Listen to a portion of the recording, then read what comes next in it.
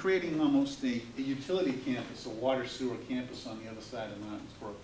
And if we can get the federal land too, you know, that just enlarges the campus. So it fits the plan, and to the extent the money goes as far as we want to, ultimately is going to be based on what those values of those properties come in at. And we're going to have access to the pathway back to the plant through the way we go into the water facility, through the old railroad bed behind Shay's concrete. Any questions regarding that? So maybe we should take some votes on, let's go back to 12. Article 12, funding of the town expenditures for the various project. Motion by Mr. O'Leary, do I have a second by Mr. Vino? Further discussion? All in favor? Aye. Okay, and then, We already recommended 14. We already did. Yeah, 14. all right. Oh, no, wait a second. And I don't believe I have anything else on the docket for you this evening. CPC covered the streets. I think we're good to go. All right. Stay and keep us company. Dave, before you run, let me Sure. just quickly go through this.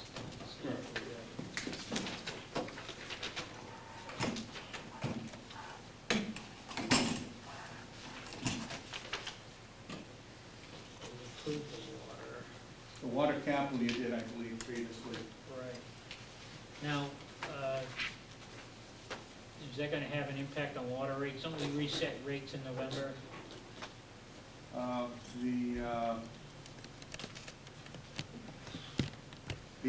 That came from water revenue, and the whole thing was initially passed as a bond. So the intent, that was already budgeted into the water revenue, so that was, it's not over and above. It was always part of our budget. And Article 15, was recommending, that was the capital, and there was water department capital in there, and there was public works dump truck with a plow, I don't pickup believe there truck. was any water capital in that mix. It was just the two vehicles. They were two public works. Under water department Article 10, under the capital article. I think we're I'm sorry, amendments to Article 15 in the town meeting. Those were just to fix some clerical errors, I'm sorry. That's correct. Yeah. Yeah, that's what we're just talking about. The financing method was Right. incorrect, okay. Just to remind everybody, water capital was passed at the last town meeting. Yeah, It was all passed as bonded, all right. and that was an error. We had a number of the hydrant replacement program, service connections, that's all via water revenue, and it was part of the budget, the operating budget, and we didn't separate it out. Just a administrative adjustment. And we're gonna put money into the solid waste stabilization fund, we've already Right. recommended that, and that amount is $262. Right. Okay.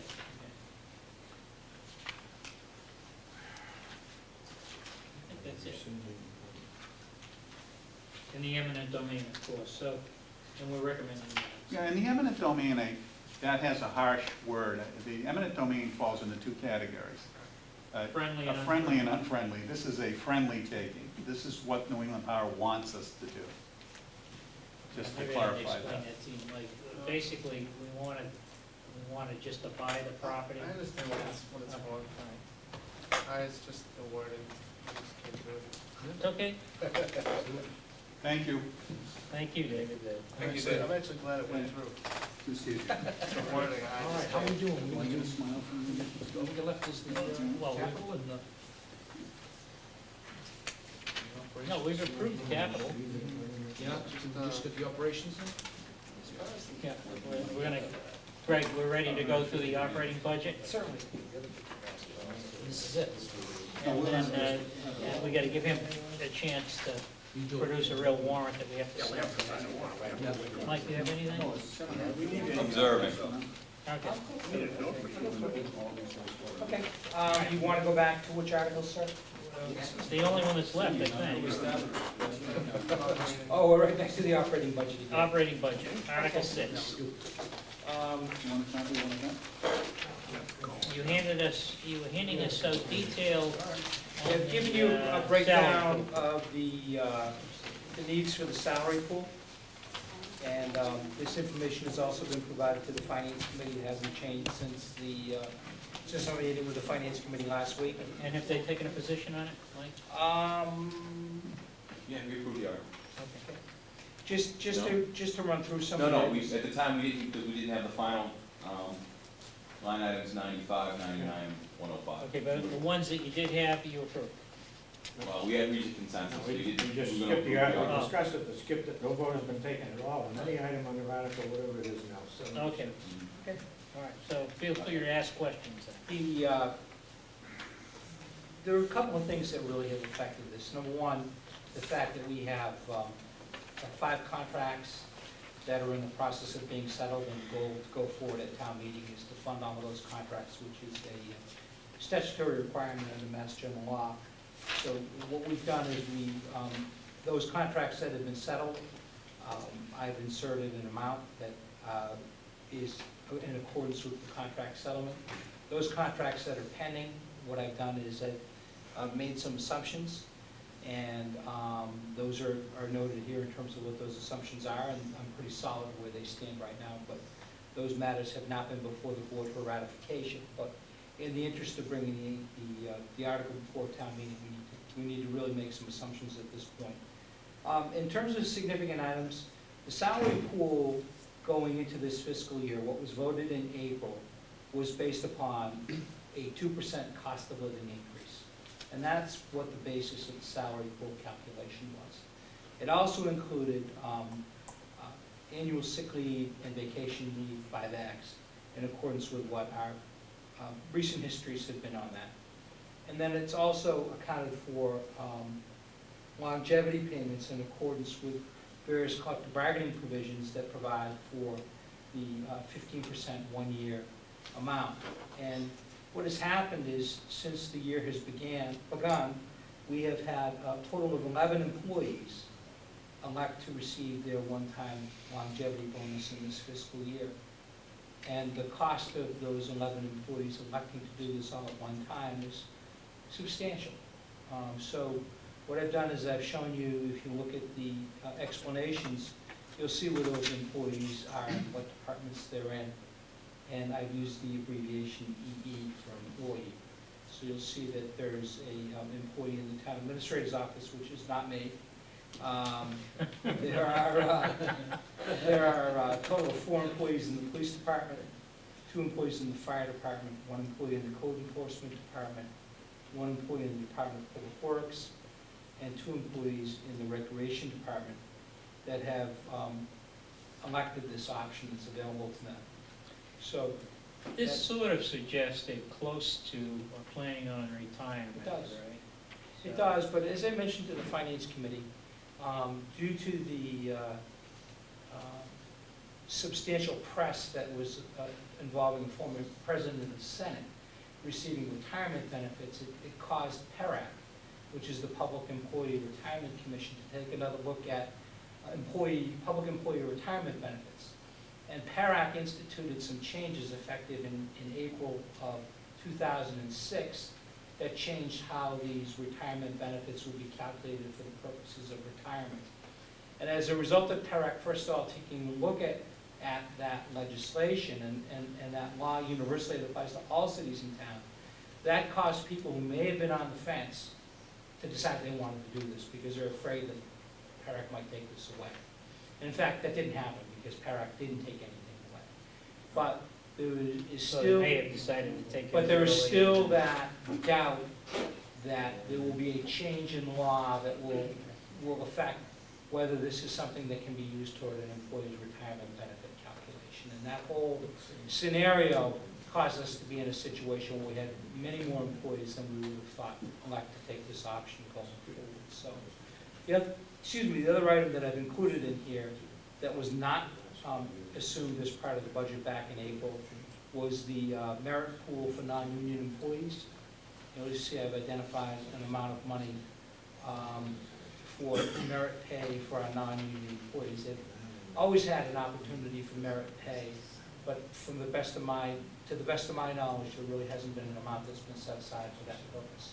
So what I've done is taken the base salary of all of our non-union employees and made some assumptions in terms of what the town can afford for merit pay. Okay, and any award of merit is gonna be Based covered by upon an appropriate performance review. based upon performance, and strictly on the basis of performance.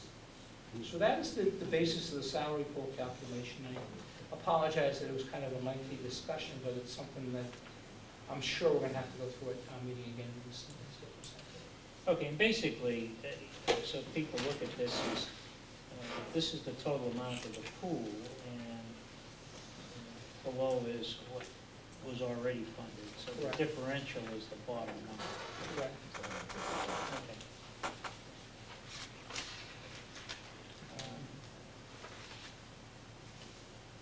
I can go through the other items if you want. Yeah, let's go through them all.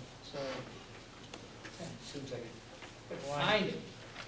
line 30, this was for Oh, yeah. a cut that was made, or, There was a cut that was made to a number of operating budgets to balance out in April. And $25,000 was cut from the police department salary budget, specifically money that the town budgets for reserve officers. And what I've done in the case of the police department is recommended that 75% of that funding be restored back to the budget. Not 100%, because by the time we hit October, we'll have 25% of the years behind us. So it's partially restoring the funds. The same thing for the fire department. The amount that you see here of $34,950 represents exactly 75% of what the department had identified as the need. And the intent of this case is to restore $34,950. This is money that goes to the full-time fire department salary account. And additionally, I'm recommending a total of $3,300 be funded for the call fire department. The call fire department was cut back by about $7,000, so this represents just under 50% of restoring that funding back to the department. The line 49 is the amount that the solid waste budget was underfunded going into the April town meeting. And it's monies that are coming to us and will be certified as part of the town's pending free cash certification. So this is but it's coming out of that portion of free cash, is. which was what Nesworth reimbursed us when we closed. And it's the exact amount of the underfunding, so there was no math, there was no shortfall. We didn't cut it, what we did was simply funded it to the exact dollar amount that was requested. And the rest of that Nesworth money is in the article that we talked about earlier, which is being put into stabilization for future use. Recreation, you'll remember that $20,000 was cut out of the field account, and this partially restores that again, 75% of the cut to the account that had been reduced prior to the April town meeting. And so that is how I like to try to handle that. The last items that are here is the school department, $120,000. This was the amount that the schools had indicated they needed to balance their budget and avoid any layoffs for this fiscal year. So that fully restores the amount of money that was available to the schools. And then the other item that I did not explain, which is on the next page, is line number 94, which is restoring $16,518 to the regional vocational budget, which is the amount that has been approved and certified through the regional voc school approval process. And we didn't have that number going into town meeting, what we had was merely an estimate. So that represents what we feel is a true number. And the final number was down from an earlier number. Yeah, and then we got all excited about the fact that Mr. Torres reported that we're we making, were actually, we're making money on we were it. making money, not quite. So, of the total that's here, the grand total including debt service, all of the debt numbers is $976,818. If you take out the debt, which is self-funded or exempt, there's $739,218, which are covered from